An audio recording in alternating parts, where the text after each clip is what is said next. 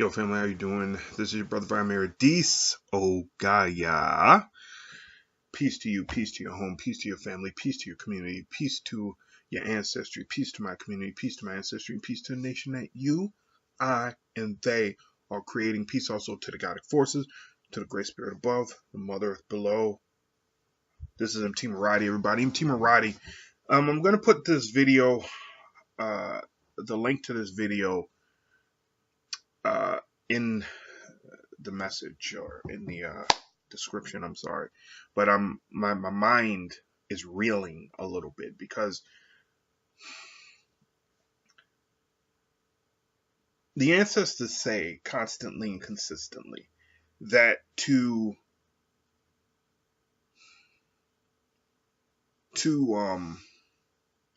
sidestep the prophecy of the African Commonwealth, which is supposed to have an extension here in the United States of America, and we are to play a very huge important role in saving this world, in elevating this world. You're seeing the beginning of it right now. It is only going to get much, much better for us in the coming decade. But the ancestors keep saying, and they have kept saying, that white people, particularly the ones who want us to stay enslaved, the ones who have been pushing this counter-enlightenment for the last 800, 900,000 years, who pushed Europe into darkness, who wanted to keep Europe in darkness, who took all of the treasures out of Egypt and out of other places and have kept them underground so we cannot get to them, so we cannot open ourselves up, so they can keep the world in darkness, so they can control everything. They keep telling me that these people know the prophecies. They know the prophecies like the back of their hands, and they are going to work diligently to try and to cut them off and to head them off. And I'll be honest with you, I think, even though I've heard this so many times, it's hard for me to imagine how they're going to do it. I never can imagine how they're going to do it. I accept that there's going to be violence. I accept that there's going to be jailings. I accept that there's going to be all of the things that have that occurred back in the 60s. But I always forget this idea of co-option, this idea of stirring things and moving it in a direction which is against where it's supposed to be going. I always forget that one. Your Black World. I'm going to give a shout out to Boyce Watkins. Your Black World posted a video, and it was called Evette Carnell is a fraud. And I just listened to it. I'm looking at my phone, actually. I just listened to it, and it is a powerful video. It is one that everybody who cares about ADOS, who cares about reparations, needs to listen to. It is possible that we have been had. The evidence, which is slight in this article, I wish Talib Kweli had went a little bit more in depth with his information. But it is possible that we've been had with ADOS, that this whole thing has been a clever ruse by the Republican Party, by conservative black people who are trying to divide black people from itself, from the international allies which it needs to protect itself. And there's a prophecy about why this is so. Bobby Hammond actually touched on it, but that these people are trying to separate us from our strength, which is Africa, which is Africans in other places around the globe. And I know we don't always get along with them because they look down on us, but coming into the next 2 decades, starting in 2020 into 2021, all the way to 2040 into 2041, you're going to see that alliance growing in strength as we get our minds around the internet and understand what we can do with the internet. We need to be teaching our kids that. I know we're not going to be right now, but we need to be focusing on that. But they are trying to separate us from and this is what it appears to be. They're trying to separate us from other Africans throughout the world. The Pan-Africanism, the anti-Pan-Africanism is all about that. Why? Why? Let's talk about prophecy. Let's talk about prophecy. If you go and read through Exodus, and then go and read through the book of Jasir, which I point back to it. I know many Hebrews, Israelites don't like it, but it is a powerful book. There is multiple times where members of the Hebrews were slain, were killed. And I have been reminded, almost like deja vu in the last 2 years, of something that our wonderful grand ancestor now, Dr. Frances Cress Welsing, used to always constantly say. She always compared what not our situation per se, but she always talked about the Nazis and what happened in Germany and how Germans really turned on the Jews because they said they were part black, that they were not fully white. And she always brought this up. And that has been playing and turning in my mind, particularly because Bobby Hemmett used to talk a lot about things that he was told was happening. And whether or not they were happening at the moment, I always looked at it and said, man, that seems almost prophetic. Like he would talk about people, black people, scores of black people, hundreds, thousands of black people being loaded onto trains and then taken to a place where they were slaughtered, where they were killed, and then their bodies were cut up and fed to other people. Which, that seems almost impossible to most of us. But it doesn't if you know the history of Europe. Europeans have a long history. They throw it on other people. Oh, wow, this group is a cannibal, this group is a cannibal, that group is a cannibal. But they have a long history of eating their own people. And so, and in fact, especially among the elite, 150 years ago, it was privilege, man, to eat black flesh.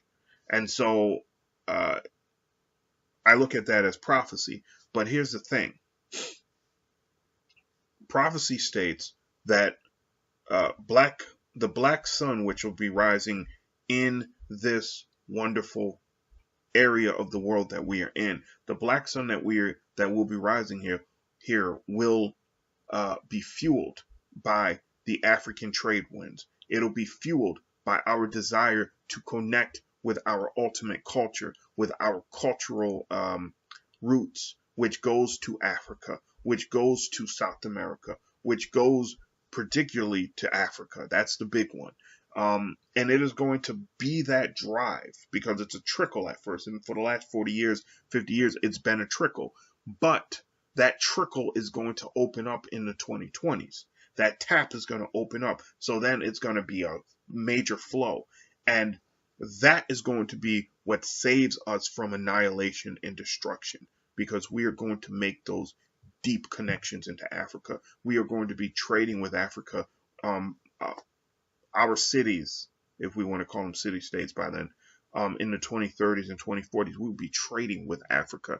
And if this country is afflicted with the terror foreseen by so many prophets, which is a major civil war, the resulting freedom that we will gain from that, we will be first connected to Africa. As I read the prophecies, if I read the prophecies right, we will be connected to Africa by trade, and then we will join the Commonwealth. And it'll be our joining of that Commonwealth and what we are able to do as not even part of the Commonwealth, but just a tributary to the Commonwealth for the first 20 or 30 years before we actually join them, that magnifies. The word that I'm looking for is magnified there. It magnifies what the Commonwealth is able to do, because we are going to contribute heavily to the intelligence, to the intellect of to the African Commonwealth. And the funny thing is, we often get lost in this idea that it's just going to be black and black. But the funny thing is, it is going to be when we come under our own sovereign ability, when we create our own commonwealth structure in this country. Now it'll either be with the aid of this country, or it'll be independent of this country. Either one, they get to decide that, whichever way they go. But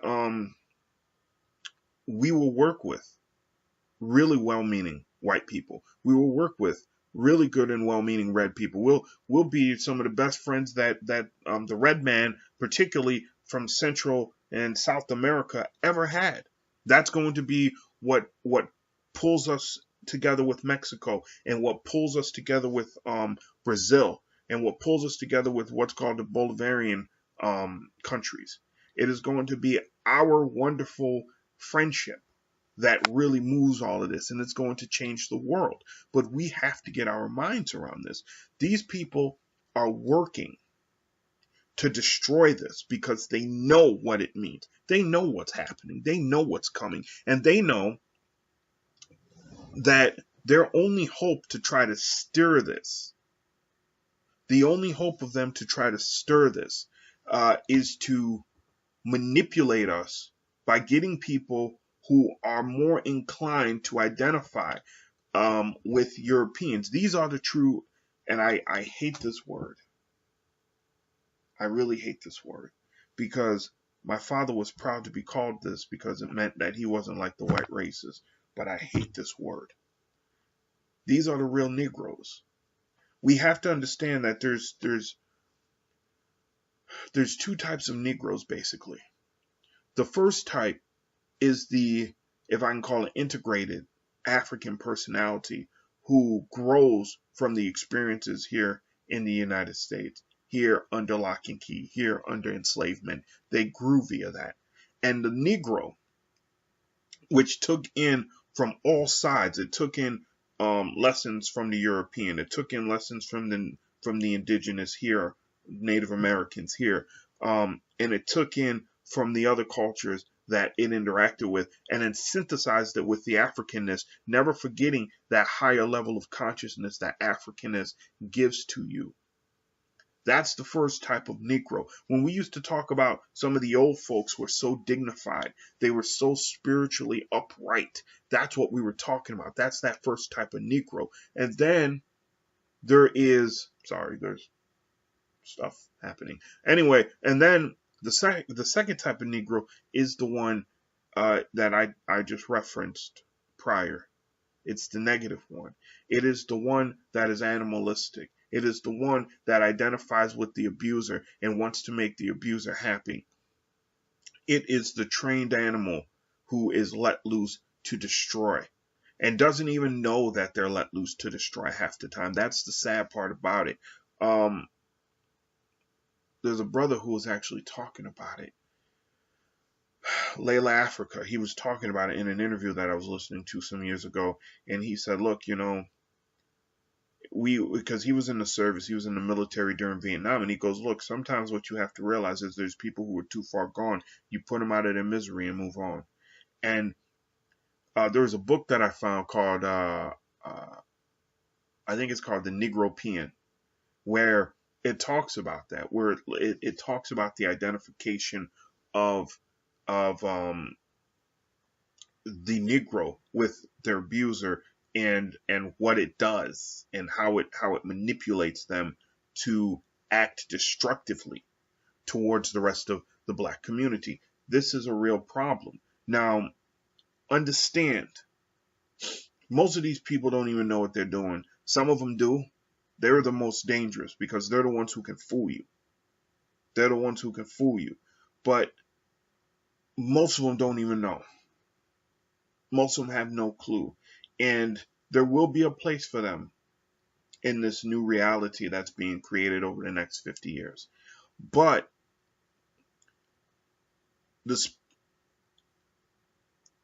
what is to come, if I can say it this way: what is to come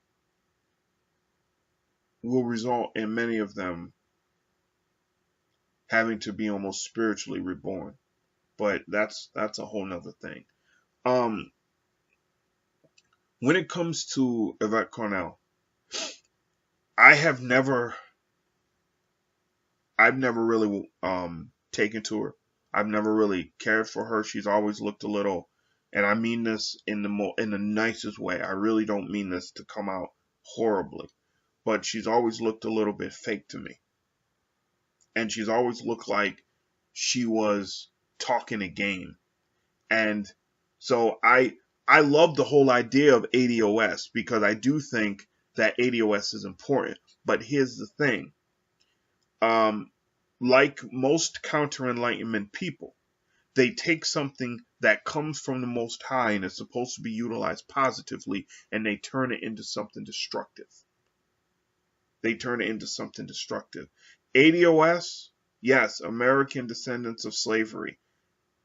That holds only that the weight that holds is in the letter A. I made a mistake on another video that I posted, and I said the African descendants of slavery. It is because in my brain, that's what I see. That A and that D, that's a powerful combination. That is a powerful combination, to say nothing about the 6 and the 1. We're dealing with numbers now. We're dealing with numbers now. And I'm trying not to get into that because that's powerful by itself. But that A can represent both African and American. And most people around the world, they will support ADOS. Why? Because they know we are the beating heart of the African diaspora. We are the beating heart. What pulses here goes around the world 50 times, impacting people every single time it touches them.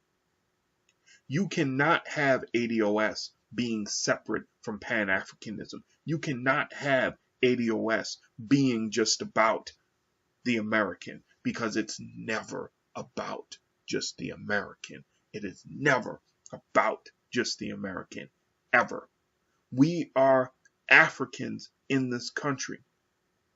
What we do has an impact on this world. And if you don't believe me, there is a series of videos. If I remember, I will put it in the description. Give me 1 second.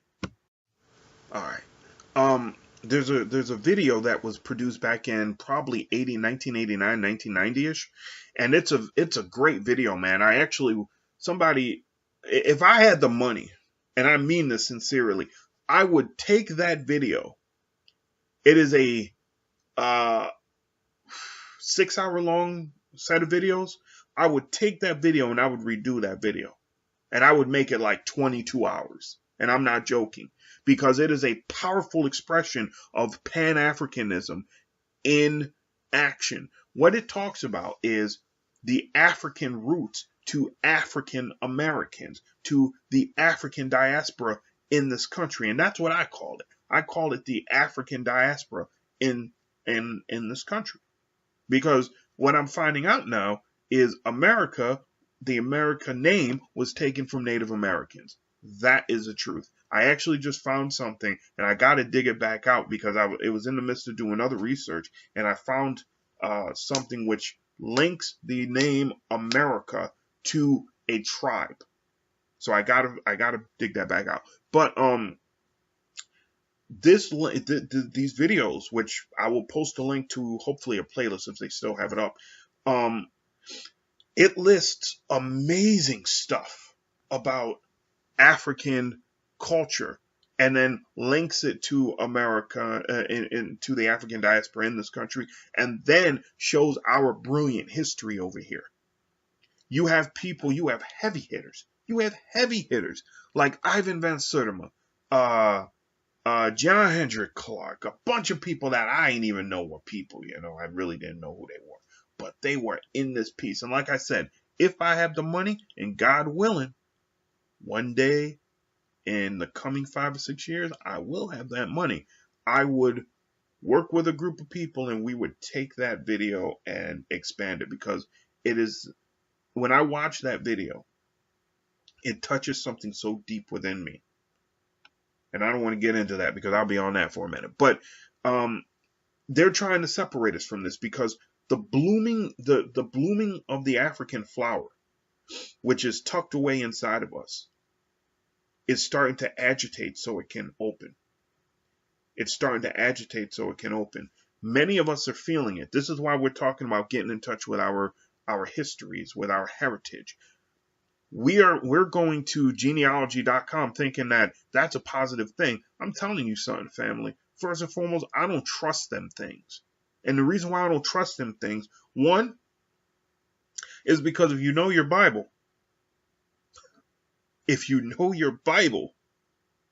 there was a sentence of death placed over the heads of the Hebrew men.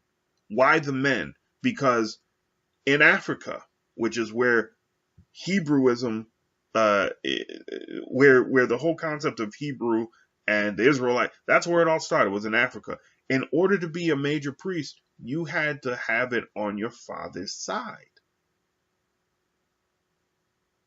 I don't trust these people with this information. I don't trust them with it. I don't. I ain't sending them nothing.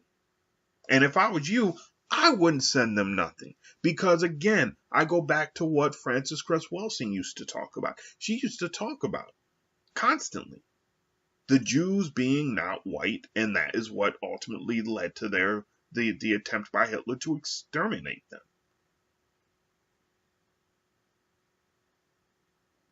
Maybe there's nothing there, but I see something there. This whole genealogy thing with them is, I ain't playing with it. But the sun that's to rise is fueled by our Africanness. You detach if you detach our Africanness, it isn't good. Plus, there's another prophecy which the Hopis talk about, the third great shaking, which has to do with a third world war, which is supposed to last roughly 2 years, maybe a little bit over that. Baba Vanga places it at about 770 days. I think the Hopis place it at about a little bit over 2 years, which that would be, a little bit over 2 years would be about 770 days. So, it is said that every continent will be hit during that war, and that there will be bombs. I've talked about portions of this in other videos. There will be bombs dropped in this land, and there will be major bombs dropped in cities. So if we're not awake, if our Africanness isn't activated, we won't leave those cities. We won't. And I want, that's majorly important, but I don't want to get too far into that because, the ancestors are telling me to hold up on that, but they want me to explain one thing.